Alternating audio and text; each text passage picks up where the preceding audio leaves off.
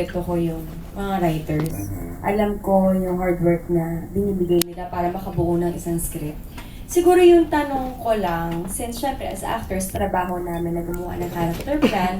So, minsan, magtatanong ka saan ba pupunta, ganyan. Pero, hindi para makailang. Or kaya, kapag tinitignan mo yung script as an audience, hindi bilang artista. So, yung mga tanong ng regular audience, paano kung ganito, yung, or suggestions, pero hindi yung, kailangan ko lang makumbinse para, kailangan maniwala muna ako para mapaniwala ko yung tao kapag ginawa ko yung eksena. Yan lang nga, pero hindi talaga para makailang kasi trabaho na namin si Rachel, Rondel, and they're very good at what they do. Pao, yun ba? Ano ba? Naghihintay ka lang ba ng justification from the writer? Pao ka ma-convince na tama yun? Ganun ba yun? Ako rin parang it's almost the same as Bea kasi parang may mga Although walang rules kami. masama sa attitude na gano'n ha. Walang, it's completely good. Or part kami na kailangan gampanan. Like kami, we were hired to act, to be actors. And parang similar writers or directors. Kumaga, ako parang parang alam ko kung saan ako lulugar at alam ko yung mga boundaries na hindi ko kailangan lampasan. So pag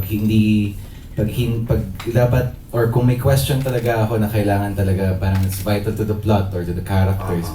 Parang siguro pinaka-okay na pwedeng gawin ko is to set a meeting or at least inform everyone parang beforehand para hindi naman ma-delay yung shoot.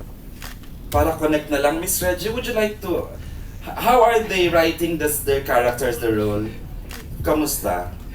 Mabuti na lang daw. Ayan, pa-share ng mic para okay na ako. And then What's the question again? Writing script for these two great actors, two really good actors.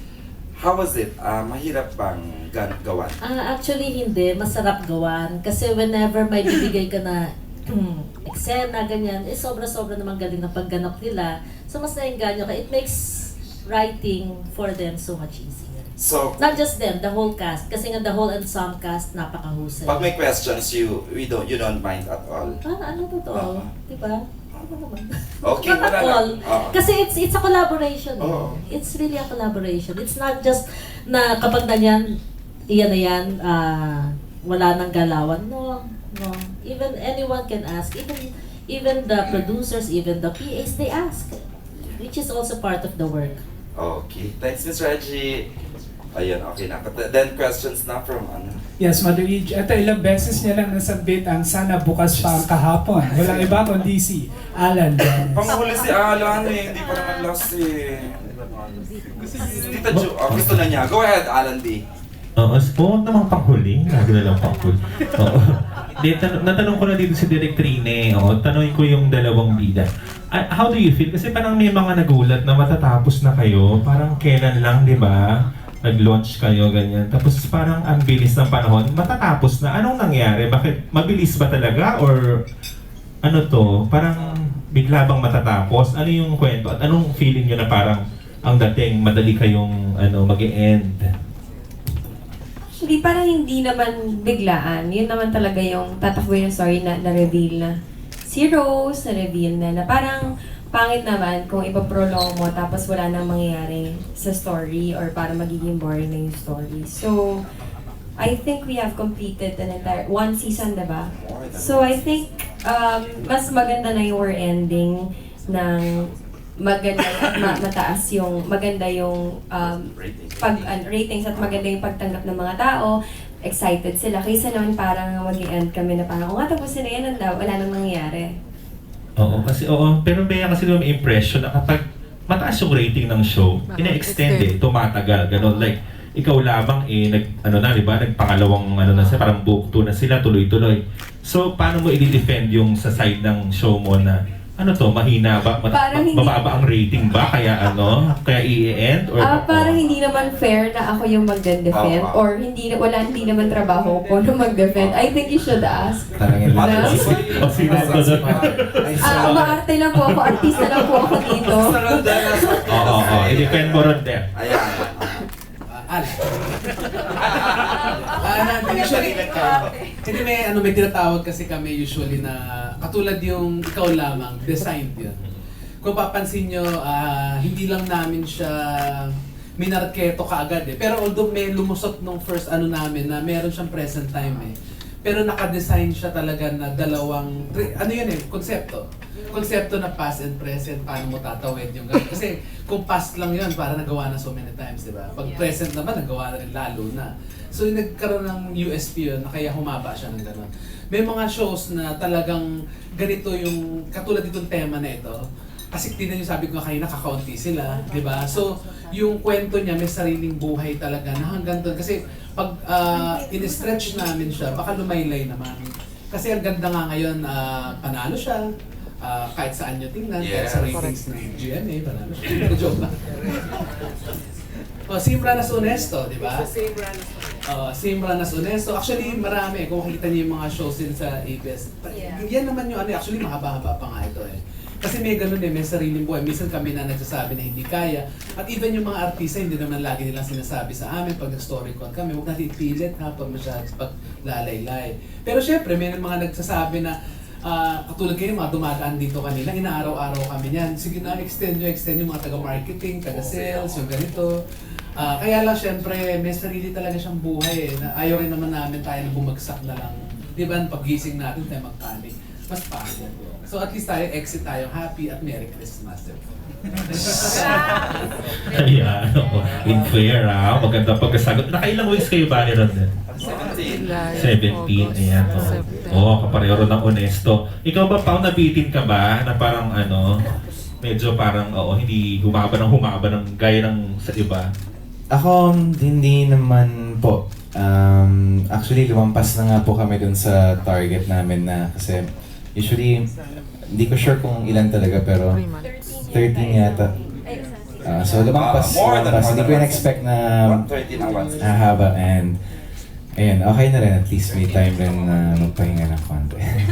Yun na nga. After this, Pao, meron ba kayo may mga bakasyon ba kayong iniisip? Anong pahinga niyo? Ako po dito may kailangan lang po akong tapusin na pelikula tapos ayun, focus. Ano nga yung movie mo? Mara. Working title pa lang ito. Clara. Ano yun? Ano kang konti? Anong production? It's by Regal and Reality. Okay. Ayan, kasama si Isabel Daza and Jazz Curtis Smith. Horror to, no? Horror. Oo. Sino director? Borgie Torre. Okay. Bago indie. Ikaw, Bea, may bakasyon ka ba? Or what? Opo, meron akong shoot sa sa Halloween, meron sa ibang bansa. So tutuloy na namin kasama yung mga kasama ko sa taping lagi. Yung mga nagpapaganda sa akin. As in photoshoot. Oo. Oo. So, For a magazine? ay hindi po. Sa Bangkok po, yung usual na Commercial. Oo, so baka tuloy kami yung mga sila Barda. Mga kasama. Mga Becky. Tsaka may gagawin po akong pelikula, yung kasama si Kuya Goma, tsaka si Miss Dawn. Ay, ano yan? Star Cinema. Pero baka pa-end na rin ng year kami mag-roll. Kasi kailangan pang mag-train for something. Bakit? Anong role mo dyan? Action star ba? Hindi, joke lang. Hindi, joke lang. Hindi ko pa pwedeng i-reveal eh. Ay, May surprise anong title? Hindi ko pa alam. Na-pitch pa lang eh. Sino director? Direct Noel Naval po. Okay. So kasama ba si Zanjo sa Bangkok? Or? Hindi eh, meron siyang ginagawang teleserye. Okay. Dreamland. Puro Becky lang. Oo, yun lang. Photoshoot kami doon. Ganyan. Ganda-ganda. Okay, thanks. Ganda-ganda. Thank you, babe. Ay, okay na eh. May question dito si si Glenn Regondola. Leia and Paula, kasi one of the scenes na went into worldwide trending, yung love scene, di ba? So when you did that scene, nasa comfort zone ba kayo the time? Or ano ba? Meron pang hesitations, agitations, whatever. Anong pakiramdam? It was the first time that you made love, no? Sa teleserye. After seeing each other again. Oo. Kaya ang tinte. Siguro, Sir Noel, parang never kami magiging komportable siguro sa mga ganun eksena. Pero what we could do is just focus on what our character needs to do. And siguro parang andun pa rin yung respeto sa isa't isa habang ginagawa para. Ay, nakakasmile ako habang nagkikwento about talking about the love scene. Okay. Bay? Actually, si Direk Jerome pa nga yung very careful. Tinatanong niya ako, okay lang ba sa'yo to? Ganyan. Nagugulat ako, okay naman Direk. yung, nagkakatiwalaan ko naman sila. Especially Paolo. Alam ko na hindi siya magta-take advantage. He's the type of guy na pwede mong pagkatiwalaan sa mga ganong klaseng eksena. Boy, chika lang. Ano ba yun? Okay lang din. Okay, eh? Yes, but each we have a question from Roel. Wow, I love questions from Ruel Villacorte. He's a TV buff. Sa dalawang bida. Paano siguro naging personal friends kayo while doing Sana Bukas Pang Kahapon? For sure, pinag-uusapan nyo rin yung mga personal life ninyo na sharing. Anong mga advices niyo sa isa't isa ngayong maghihiwalay na kayo? Ito ko sa Cute. life. Oo. Ako siguro yung masasabi ko lang kay Bea, gusto ko lang palagi siyang masaya. Palagi siya nakasmile, tapos kung gusto niya na mag-settle, joke lang. Gusto ko lang lagi siyang masaya. Gusto lang masaya si Bea. Si Paolo, ang hirap nitong interviewin eh. Ilang months eh. Hirap akong pigain. Paolo, kamusta ka na? Ano siya sagot ba sa'yo? Hindi na una mahihain pa. Actually, hanggang ngayon naman. Pero, irerespeto mo siya sa pagiging private niya na gano'n. Pero nakakatingin na Mas sa'yo sa magkaka- mata mo eh. Si Pao ngayon, unlike nung press ko nung una, wala. Nauna ba? Hindi. Hindi. Ngayon, hindi siya. Ngayon, pwede siya tumingin sa Friends na kami. Hindi maganda doon. Talaga ma-earn niya yung respect mo dahil alam mo na gentleman siya, na talagang privado yung buhay niya, and na-earn niya yung respect ko for being like that. And ngayon, mas mataas na yung pagtingin ko sa kanya bilang tao. Alam naman siguro natin kung sino yung... Ha? Alam? Talaga? Sino? Yan yung kay Kuan, yung kay Pao. Alam naman natin yung kay Casey. Ikaw, anong ma-advise mo, babe? Na the fact na napaka-perfect yung sa inyo ni Sanjo, na hindi masyadong magulo, hindi maintriga. May magulo ba? Ay, yan na, nababasag na yung mga Hindi po. Actually, we're far from being perfect. Kami dalawa ni Z. But, ang pinakamaganda doon, masaya kami. Kahit na hindi perfect ang relationship namin, masaya kami. At kontento kami sa isa't isa. Advice? Oo nga. Siguro wala akong... Hindi kasi, parang wala ako sa posisyon. Basta ang gusto ko lang sana makita ni Paolo talaga yung babae na para sa kanya. And, hindi pa ba? kasi he's a very good, hindi ko nga alam eh, hindi na sinasabi sa akin eh, laging ngingitian lang ako eh. But he's a good guy, so he deserves a good girl. Tama. Talaga natahimik daw ako doon, ano?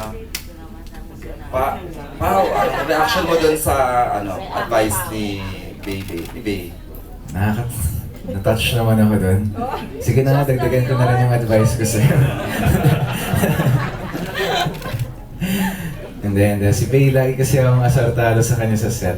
Kasi hindi ko alam kung saan yung nakakilap yung mga impormasyon niya. Palagi niya akong inaasar, so asartado lagi ako. Pero, ayun lang. Si Faye kasi parang iba kasi yung, alam mo pag masaya siya, kumbaga, like nito, galing siya sa bakasyon. Pagdating niya, iba yung aura niya, iba lahat, parang very, sobrang ganadong magtrabaho, laging nauuna sa set. Patawin ba ako? Hindi naman. Pero yun lang, siguro, yun lang, and yun lang talaga kay Faye. Kala ko may pupunta.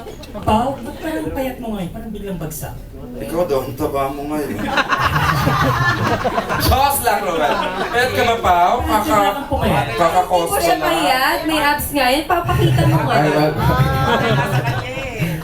Hindi, dito, syempre may parang, well, first of all, yung role ko rin sa Sana Bukas Pang Kahapon, medyo kailangan medyo macho. Ayun, tapos, yun, dumating na rin yung bench, yung Cosmo, so, kailangan mag-trim down. Hindi naman payat dito, may May laman naman. Pero I lost weight. Are you sick right now? Parang kalamansi yata ininom mo. Opo, medyo. Pakialaman yung iniinom ko yan. Thank you. Medyo masama lang. Wala kayo napansin kay Paolo? Sa 2 years natin siyang tilaas ka pa. 2 years na, di ba? Ngayon ka pinakamadaldal, Paolo. We're loving you today. Wala kang buffering, walang ano. Tuloy-tuloy! Sobrang komportable. Sobra, si Bay kasi. Thanks, Paolo, at for today na binigay mo sa amin yung... Ayan, lalabas ka, nakakatuwa lang. Diba?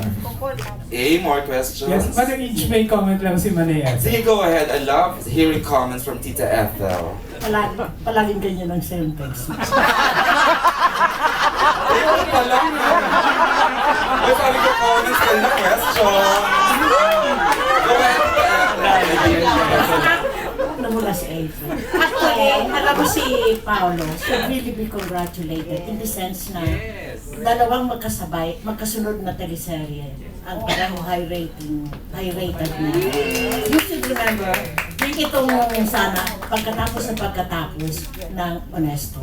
Correct, Hindi ba agad-agad. agad-agad? At talagang, siguro, dream talaga siya ng Dreamscape. Thank you. Ngayon, ang gusto kong i-comment lang, Go ahead, Tita. I believe na one of the assets ng ano ito, ng Teleserye. series na ito, ang cast. Wala kang itulak kabigin sa kanila. Pag inalis mo ang isa, parang incomplete. Including Yaya Divine. Yeah, and then including, would you believe, Nikki Valdez. Oo. Napaka-importante rin ang kanyang role. And he's talagang dito, ibang-iba siya, hindi mo akalain na si Nikki. Simple ang linya, pero grabe yung napaka-ano. pagkakadeliver. Lahat ng ano, at saka, isa pang I hate, although, dito, although hindi personal, si Tonton. Si Kwento. And every time na may nanakawin si Bea sa kusina, nininervyos ako. Parang gusto kong magdasal na huwag siyang mahuli. Oo, kasi una Ang dami ng suspense. Ang dami na yung kinakapagkamatos. And I really would like to congratulate the production, the staff behind the production. Correct. They really, yung parang talagang mabigat na pat on their shoulders. Gusto kaya magsalita ng Dreamscape Head? Gusto kaya magsalita ni Sergio. Reply sa comment sa ni Tita Ethel. Maraming salamat, Tita Ethel. Maraming salamat po. You also echoed the things that we read on Twitter, in social media, and we're overwhelmed actually and very thankful sa naging reception sa Sana Bukas Pa Ang Kahapon. And may I say that I am proud to say that maybe this is one of the top best productions of Dreamscape. Congratulations to the team. Congratulations, Bea. Congratulations sa cast, Paolo, and the rest of the actors who are not here. We started this, we were way advanced because we were able to can 5 weeks. As we talk today, we only have the episode until tomorrow. So it's gonna be tough work we only have the episode until tonight. So it's gonna be tough work for everyone in the next week to come. But I would like to congratulate. So the finale is gonna be exciting. Yes, it's an exciting finale. We're about to come out with the script. Oh my I'm about to see it tonight. So congratulations. Thank you, Deo. Okay, mag-entertain tayo ng last two, Aaron, or ano? Yes, Maluig. Ang last question natin manggagaling kay Alan D. Oh, is that? Magtatanong muna si Julie B. Yan, si Tita Julie may question bago mag-last. Ay, good evening. Congrats po. Ay, good afternoon pa.